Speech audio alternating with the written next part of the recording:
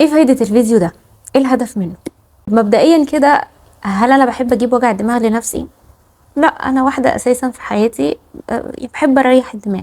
ريح الدماغ معناها ان انا هوافقك على كل حاجة؟ لا، بس انت بتقول مثلا كلام انا عارفة ان هو خزعبلي او نتيجة ان انت في افكار معينة في دماغك عايز تثبتها عشان تحس ان انت مرتاح. هسيبك تتكلم وخلاص، يعني مش ههتم قوي ان انا اعرفك الحقيقة.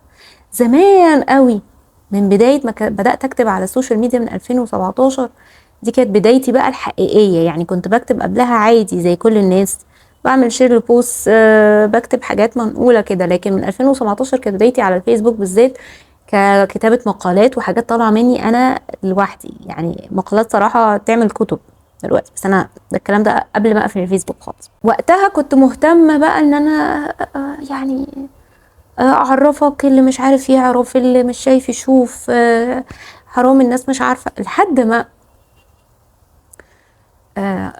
يعني اختلطت بالحياة بما فيه الكفاية، والحياة نفسها خلينا نقول أنضجتني. يعني لو الفعل ده صحيح. فلاحظت حاجة مهمة قوي، ان الناس او اغلب الناس، النسبة الاكبر من الناس هي مش عايزة تعرف حقائق. يعني اغلب الناس عايزة تسمع الكلام اللي هي عايزة تسمعه، مش اللي هي محتاجة تسمعه. في فرق. الحاجة اللي انت محتاجها، يعني تخيل كده معايا ان انت قاعد في مكان صحراء وبقالك 4-5 ايام المية ما لمستش لسانك. اتعلمت القوة واتعلمت الصبر واتعلمت كل الحاجات اللي بيقولوا لنا عليها دي، اتعلمت كل حاجة، بس المية ما لمستش لسانك. هل طبيعي ان انا في الموقف ده لما اقابلك اديك نصايح عن القوة والتحمل والصبر والمعافرة؟ هل ده طبيعي؟ ولا الطبيعي ان انا اديك اللي انت محتاجه؟ اللي انت محتاجه ايه هناك، ايه في الوقت ده؟ المية. انا لا هديك ده ولا هديك ده، انا هديك حاجات اللي انا شايفة من وجهة نظري ان هي ممكن تساعدك ان انت تبتدي تدور على الحاجة بنفسك، عشان لما انت توصل للحاجة بنفسك اكيد الموضوع هيفرق اكتر من ان انا اقوله لك على الجاهزين. الاصنام وعلاقتها بالنترو في الحضارة المصرية القديمة، هل احنا ده كفر يعني بندعو الى عودة عبادة الاصنام ولا ايه الكلام ده؟ طب انت يا نهى اصلا بتتكلمي في الموضوع ده، يعني انت مالك من المواضيع دي؟ انت بتتكلمي على، انت مسميه الصفحة عندك، القناة عندك مايند ليدر، يعني قائد العقل، يعني بتساعديني ان انا اقود عقلي. ايه علاقة ان انا اقود عقلي بالموضوع اصلا بعنوان الفيديو؟ العلاقة ان ايوه اساس فهمك للحاجات دي هو عقلك، هي الطريقة اللي عقلك شغال بيها. ضروري تفهم انه الاديان هي ما جاتش عشان زي ما ناس كتير معتقدة عشان تنهي عبادة الأصنام وتكسر الأصنام. هو الأساس بتاعها جه عشان يشيل السلطة الدينية والسياسية اللي كان بعض الناس بتستغل بيها الأقل منهم في الطبقة، فيما يسمى بالكهنة. إن كلمة كهنة أصلا هي ما كانتش فعلا موجودة في الحضارة المصرية القديمة. يعني كلمة كهنة دي اللي هم بيقولوا عليهم كهنة آمون والكلام ده كلام فاضي. الكلمة دي نفسها أصلا مش في اللغة المصرية القديمة. فكلمة كهنة في منها، لو انت دورت هتلاقي ان هي موجودة في اللغة العبرية وموجودة في اللغة العربية، اللي هي يتكهن أو يتنبأ، اللي هو الأعلى من الآخرين، اللي هو الواصل ما بين الناس وبين السماوات. فكلمة كاهن ما كانتش موجودة في الحضارة المصرية القديمة. هم كانوا بيستخدموا المعنى بتاع الكلمة المصرية اللي كانت بتدل على اللفظ ده، هي الخادم للنتر. يعني مثلا لما يكون في معبد، الناس اللي موجودة هناك بتخدم المكان ده، وبتخدم الناس اللي بتيجي للمكان ده. عارف شوية نفس مفهوم الناس اللي بتبقى قاعدة في المسجد عشان تنظفه، عشان تغسل السجادة، عشان تهتم بالإضاءة، عشان تتأكد ان المسجد المصاحف موجودة في مكانها، تنظف التراب من على المصاحف، اللي هي بتهتم بان المكان نفسه يفضل نظيف وطاهر وكده، يعني طول الوقت يبقى جاهز لاستقبال الناس. هم دول نفسهم احنا بنقول عليهم الخدام، خدام للمساجد او خادم بيت الله لحد دلوقتي، يعني اللفظ بغض النظر عن اللي بيحصل بنسميه خادم الحرمين الشريفين. فهو ده بالظبط اللي كان موجود في الحضارة المصرية القديمة، اللي هو خادم الإله. اللي أنا كلمة إله أنا برضو اتكلمت عنها في فيديو قبل كده، أكتوب التعدد الآلهة عند المصريين القدماء، وما كانش اسمهم آلهة، برضو ترجمة عربية زي كلمة كهنة. هم نترو اللي هم صفات الله.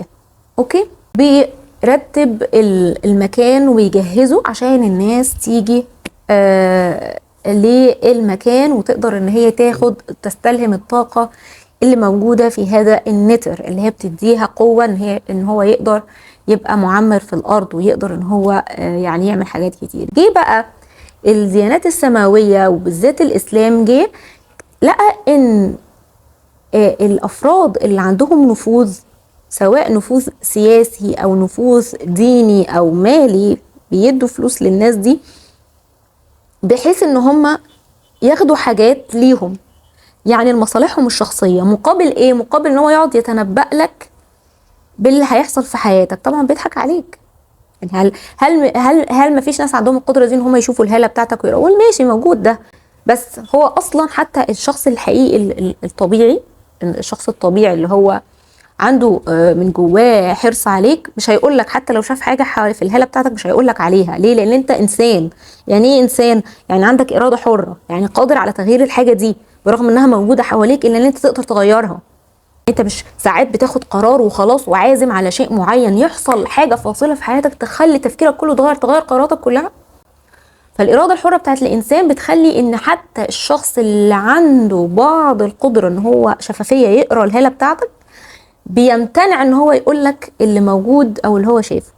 ليه؟ عشان هو عارف ان هو كده هيقيدك باللي هو هيقوله لك، وفي الحقيقه انت انسان حر، يعني تقدر تغير اللي هو شايفه ده. اما الكهنه بقى اللي هم مش كانوا موجودين في الحضاره المصريه القديمه، اللي كانوا موجودين بقى في وقت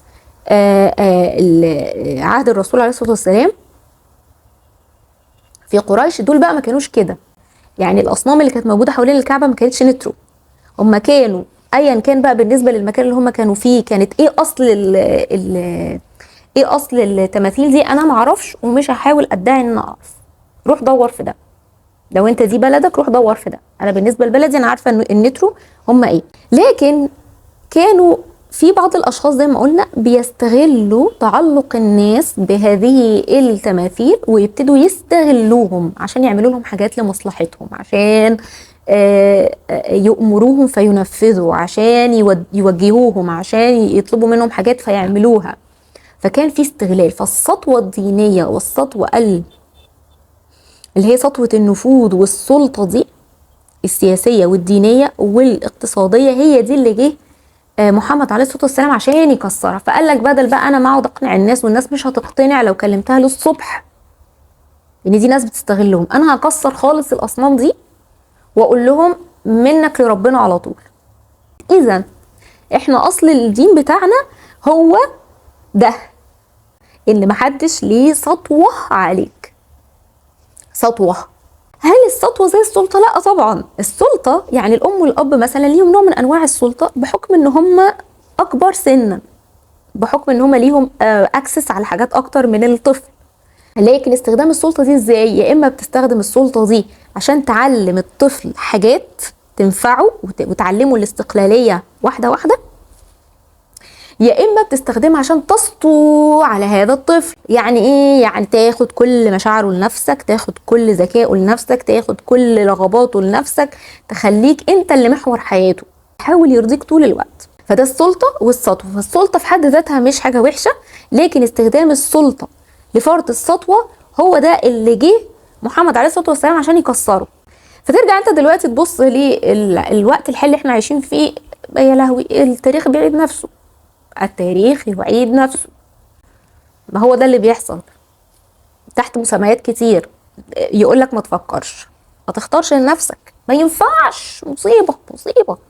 ينفع تفكر لنفسك؟ ده انت ممكن حد يسجنك عشان بتفكر بطريقة مختلفة عنه.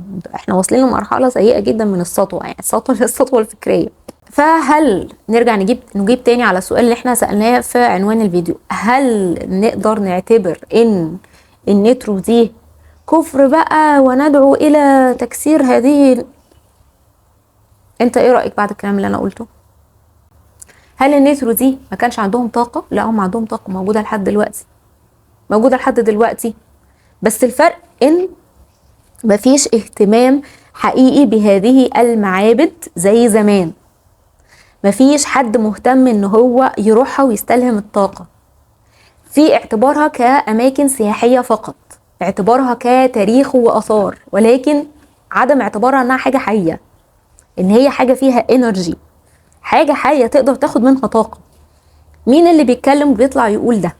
طب انت ادخل كده اعمل سيرش بسيط قوي على اليوتيوب وشوف بعض الناس اللي صورت النتر سخمت في بعض المعابد، التمثال بتاعها، كلهم لاحظوا نفس الملاحظات، ان التيار الهواء اللي حواليها شكله غريب.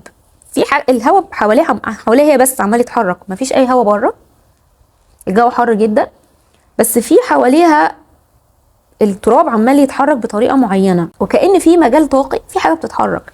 فانا الكلام ده معرفش هل في اذان صاغيه ولا لا. انا زي ما قلت انا بحط يعني لعل بيبقى في اذان صاغيه، وحد مهتم يعني مسؤول يعني ممكن يعمل حاجه ويغير حاجه. فالنترو هي عباره عن حاجات حيه فيها مجالات طاقه، نقدر نستلهم منها طاقه، وتقدر وانت قاعد في بيتك والله تستلهم منها طاقه، بس ده يعني حاجه بعيده قوي. لو انت عقلك راكز، لو عندك استقرار لعقلك، لو عندك استقرار لجسمك، في حاجات كتير قوي ممكن تعملها وانت قاعد في مكانك من غير ما تروح في حته. فالنترو والحضاره المصريه القديمه هي مش كفر، باللي بيقول كده هو مش فاهم، خلينا نحسن الظن.